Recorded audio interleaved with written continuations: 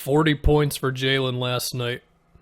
Blowout win against the Lakers. Got kind of dicey late there. We're not going to watch this whole thing. We'll get to the other stuff that happened, but I do want to at least appreciate a little bit of this. Kemba drive, Jaylen, right-hand dribble, past KCP, possibly an illegal seal-off or something from Tristan Thompson there. Jaylen defended by Kuzma. Remember one time when there was a conversation about Kuzma versus Jaylen? I'd like to think last night was like, hey, Laker fans, remember that opinion you had? It was bad. To be fair, I did not think Jaylen would be this good. Handoff play with Tatum, pretty good pass to the opposite corner. Pump fake, another kind of weird screen by Tristan Thompson. Jaylen, I love you. And yeah, Jaylen Brown doing all this not on a max contract. I saw a tweet yesterday where someone was like, when the Celtics bench was all in the game and the Lakers were coming back, it was like, hey, that's Danny Ainge's treasure trove of draft picks. And I didn't reply. I wasn't thinking about replying, but my reply would have been, well, the other one dropped 40 points last night, so, just saying. Anyway, does a good pass from Jaylen. Tristan Thompson had himself a pretty good game. So D. Wade has purchased, this isn't loading, but it's a Woj tweet. He has purchased ownership stake in the Jazz. That's cool. I have a question about the Jazz. How are they going to re-sign Mike Conley without being super in the luxury tax? They might just do it anyway, to be fair. Kemba Walker has changed the way he plays during the Celtics hot streak. Yeah, I've seen this. The numbers are all down a little bit. It's not like that striking watching it. I mean, the numbers are great. It's a little bit more. I still feel like he's shooting kind of a lot. Or not a super lot, but it's not as if he's suddenly Ricky Rubio or something. But it's an interesting thing nonetheless. Shaq, this was good. The Hawks are 2 players away. Yeah, LeBron and Anthony Davis. The Celtics could meet the Hawks in round 1. I like the Celtics' chances in that one. But still, the Hawks can score, so. Jokic has played 64% more minutes than Joel Embiid. Yeah, Philly fans, it seems like every day I got some new tweet that's like, how is Embiid not the MVP? Well, I'm sorry, but like, when one guy has so many more minutes, I think it matters, okay? And maybe that's like lame or whatever, but I mean, I would say it's more lame for Jokic if like Embiid won it while playing like a million less games. Same goes for LeBron and whoever else. Evan Mobley, USC, declared for the draft. So according to Kevin O'Connor, tweets are just not loading apparently. He's like a very mobile big who can like switch and do stuff off the dribble and all that, so that's kind of cool. We'll see who gets him. Kevin Love shows the Cavs Warriors rivalry is still alive as he attacks Draymond. Yeah, pretty much. That's what that was. Can we appreciate just for one moment that in this brief second, Steph Curry remembers that Kevin Love stopped him on that one play. Now, Steph's got 3 rings out of that whole thing, but Kevin Love will always have that possession. Jaylen, secret handshake with his teammates. The Tristan Thompson one especially. The Kemba one was fine. The Tristan one, like, we're going down here, and it's a whole thing. This guy is the me at every social gathering I've ever been to. Devin Booker has won 40 games for the first time in his career, passing Phil Jackson's contender mark, 40 wins, 20 losses.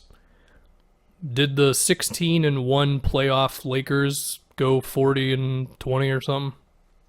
Because they did not care in the regular season, and then they were the ultimate flip-the-switch team.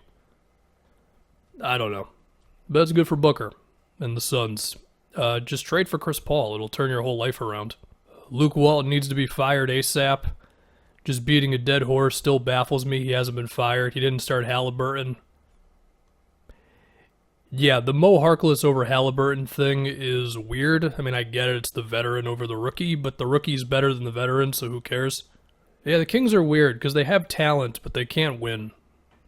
The easy thing for me to say is, well, they need more passing and defense. So, I don't know. But a lot would say, fire Luke Walton.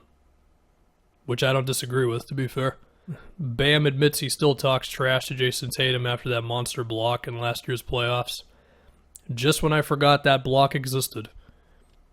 That series, it ended in 6. That series was the closest 6-game series ever. I mean, game 1 came down to that play. Game 2 was like a couple points. You had the Tyler Hero 37-point game hitting bombs over Marcus Smart game.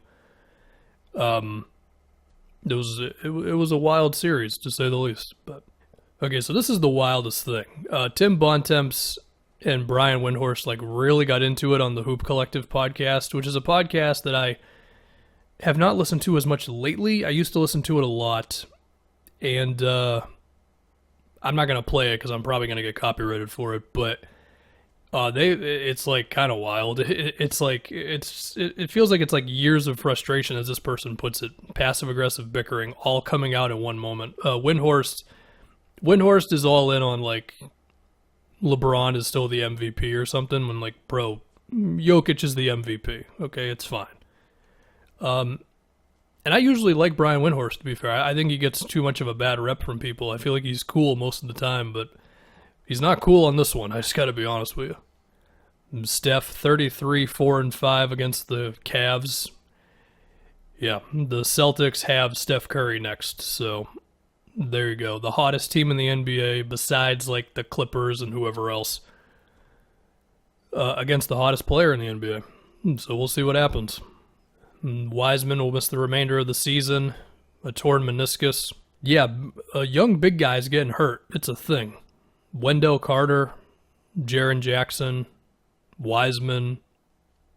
I would count Jonathan Isaac in this as well. Yeah, he's more of a power forward, but still, it might be something to do with the fact that 19-year-olds who are really tall and probably aren't filled out enough coming into the NBA and immediately having to cover so much distance with the way you defend nowadays. It could be a thing. Steph makes Dellavedova fall and splashes the 3. Was this really making him fall? Was this more of he just got pushed? I feel like it was more of that. I'm surprised Dellavedova is still in the NBA.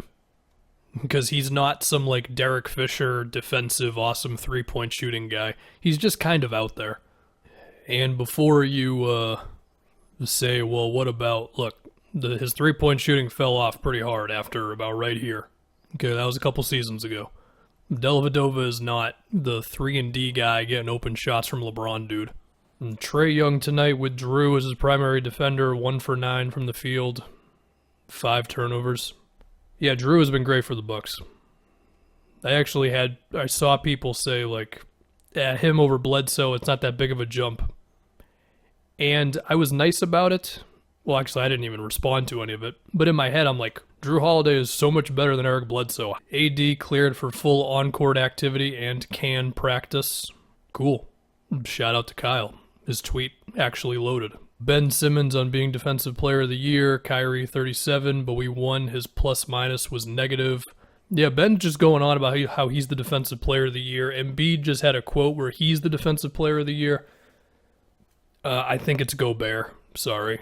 Gobert's career is going to be weird as hell to look at when it's all done, because he's going to have 7 Defensive Player of the Years. But then all people will say is, yeah, but he didn't really do much on offense, which is not true. And they'll also say, well, he wasn't that good in the playoffs. DeAndre Ayton last 7, 20, 11, 1, 73% shooting. Yeah, man. I mean, I did the video, and I really believe this. I think he is the key to the Suns. I mean, they can get to the second round and maybe even the conference finals, depending on how the matchups break, with Ayton playing cool. But if he plays really, really well and he's really aggressive and he's a force on the boards and he's moving around defensively and all that, then they are really scary for the playoffs. And why not look at another Steph clip while we're here? Step back 3, 9th straight 30-point game. Okoro was on him. I would like to point out, it's pretty good defense by Okoro. I feel like defensively he's been pretty much what Cleveland wanted him to be. He could be the next Stanley Johnson, depending on how the offense breaks, but it's a good contest. Nonetheless, Steph Curry's really good. That's how it goes.